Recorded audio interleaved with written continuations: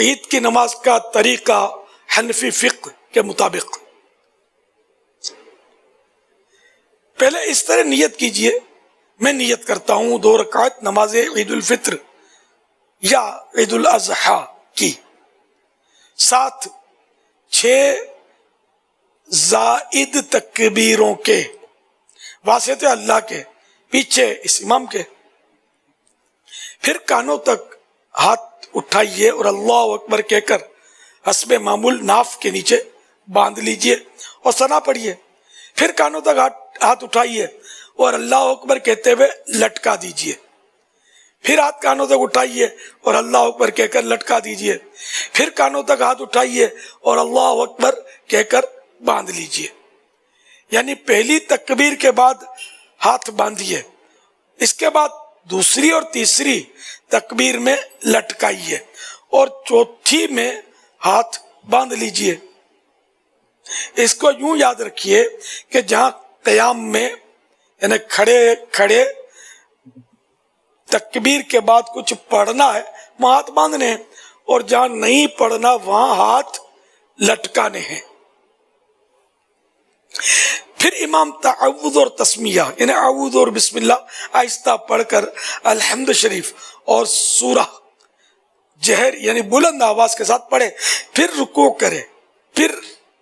دوسری رکعت میں پہلے الحمد شریف اور سورہ جہر کے ساتھ یعنی بلند آواز کے ساتھ پڑھے، پھر 3 بار کان تک ہاتھ اٹھا کر اللہ اکبر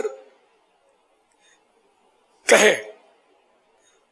امام اللہ اکبر کہے گا تو سب مقتدی بھی کانوں یہ 3 بار کان تک ہاتھ اٹھائیں اور اللہ اکبر کہیں اور ہاتھ نہ باندھیں، اور چوتھی بار بغیر ہاتھ اٹھائے اللہ اکبر کہتے ہوئے رکوع میں جائیں اور قاعدے کے مطابق نماز مکمل کر لیں۔ ہر 2 تکبیروں کے درمیان 3 بار سبحان اللہ کہنے کی مقدار چپ کھڑا رہنا ہے۔ حضرت سیدنا برائدہ رضی اللہ عنہ سے مروی ہے، حضور انور صلی اللہ علیہ وآلہ وسلم نے ارشاد فرمایا، اے حضور صلی اللہ تعالی علیہ وآلہ وسلم عید الفطر کے دن، جو رمضان شریف کے بعد آتی عید وہ عید الفطر کہلاتی ہے، عید الفطر کے دن کچھ کھا کر نماز کے لیے تشریف لے جاتے تھے، اور عید اضحیٰ یعنی بقرعید کے روز نہیں کھاتے تھے جب تک نماز سے فارغ نہ ہو جاتے۔ اور بخاری کی روایت حضرت سیدنا انس رضی اللہ عنہ سے ہے کہ عید الفطر کے دن تشریف نہ لے جاتے جب تک چند کھجوریں نہ کھا لیتے، اور وہ طاق ہوتی یعنی 1 3 5 7 اس طرح طاق، شاید اوڈ، ہاں یعنی اوڈ ہوتی۔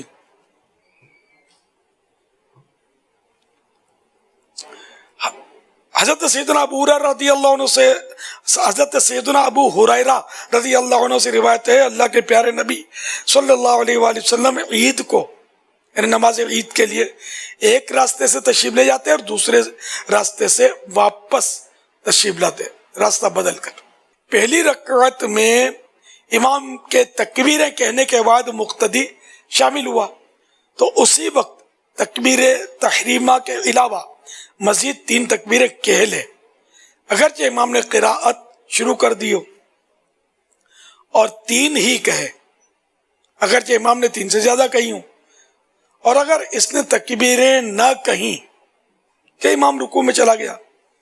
تو کھڑے کھڑے نہ کہے بلکہ ہم امام کے ساتھ رکوع میں جائے اور رکوع میں تکبیریں کہہ لے، اور اگر امام کو رکوع میں پایا اور غالب گمان ہے کہ تکبیریں کہہ کر امام کو رکوع میں پا لے گا تو کھڑے کھڑے تکبیریں کہے پھر رکوع میں جائے، ورنہ اللہ اکبر کہہ کر رکوع میں جائے اور رکوع میں تکبیریں کہے۔ پھر اگر اس نے رکوع میں تکبیریں پوری نہ کی تھی کہ امام نے سر اٹھا لیا تو باقی ساقط ہو گئیں، یعنی بقیہ تکبیریں اب معاف ہو گئیں، اور اگر امام کے رکوع سے اٹھنے کے بعد شامل ہوا تو اب تکبیریں نہ کہے بلکہ امام کے سلام پھیرنے کے بعد جب اپنی بقیہ پڑھے اس وقت کہے، اور رکوع میں جہاں تکبیر کہنا بتایا گیا اس میں ہاتھ نہ اٹھائے، اور اگر دوسری رکعت میں شامل ہوا تو پہلی رکعت کی تکبیریں اب نہ کہے، بلکہ جب اپنی فوت شدہ پڑھنے کھڑا ہو اس وقت کہے۔ دوسری رکعت کی تکبیریں اگر امام کے ساتھ پا جائے فبہا، یعنی تو بہتر، ورنہ اس میں بھی وہی تفصیل ہے جو پہلی رکعت کے بارے میں مذکور ہوئی۔ اچھا، اب عید کی جماعت کسی کو نہ ملی تو کیا کرے؟ امام نے نماز پڑھ لی اور کوئی شخص باقی رہ گیا، خواہ وہ شامل ہی نہ ہوا تھا یا شامل تو ہوا مگر اس کی نماز ٹوٹ گئی، تو اگر دوسری جگہ مل جائے عید کی نماز تو پڑھ لے، ورنہ بغیر جماعت کے نہیں پڑھ سکتا۔ ہاں، بہتر یہ کہ یہ شخص 4 رکعت چاشت کی نماز پڑھے۔ اچھا، عید کے خطبے کے احکام۔ نماز کے بعد امام 2 خطبے پڑھے، اور خطبہ جمعہ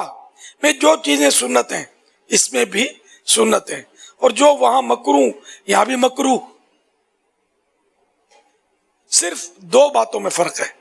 ایک یہ کہ جمعہ کے پہلے خطبے سے پیشتر، یعنی پہلے خطبے سے پہلے خطیب کا بیٹھنا سنت تھا، اور اس میں یعنی عید کے خطبے میں نہ بیٹھنا سنت ہے۔ دوسرے یہ کہ اس میں پہلے خطبے سے قبل 9 بار اور دوسرے کے پہلے 7 بار اور ممبر سے اترنے کے پہلے 14 بار اللہ اکبر کہنا سنت ہے، اور جمعہ میں نہیں۔ تو یہ تو خطیب کے لیے تکبیریں کہنا، عام لوگوں کے لیے نہیں ہے۔ صلو علی الحبیب صلی اللہ علی محمد۔ تو یہ یاد رہے کہ جمعہ کا خطبہ ہو یا عید کا خطبہ ہو یا نکاح کا خطبہ ہو، یہ سب کا سننا فرض ہے۔ باتیں کرنا حرام اور جہنم میں لے جانے والا کام ہے، یہاں تک کہ خطبے کے دوران چلنا بھی نہیں ہے، ادھر ادھر منہ پھرا کے دیکھنا بھی گناہ ہے، چاہے عید کا خطبہ ہو، چاہے نکاح کا خطبہ ہو، چاہے جمعے کا خطبہ ہو۔ نکاح کے خطبے میں شاید لوگوں کو ادھر ادھر حساب کتاب بہت ہوتا ہوگا، اور سب اب تک جس نے بھی کیا ہے یہ توبہ کریں، کان لگا کر سننا ہے۔ آواز نہیں بھی سمجھ آ رہی، عربی خطبہ بھلے نہیں سمجھ آ رہا، سر جھکا کے بیٹھے رہیں اور سنیں، ورنہ گناہ گار ہوں گے۔ ادھر ادھر دیکھیں گے، بات چیت کریں گے، کسی کو بلائیں گے، کسی کو جگہ دیں گے، کچھ بھی حرکت نہیں کرنی ہے،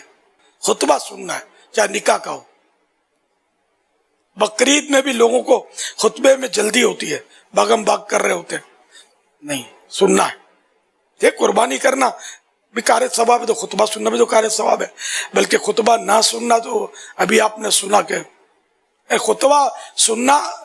خطبے کے لیے رکنا سنت ہے نا،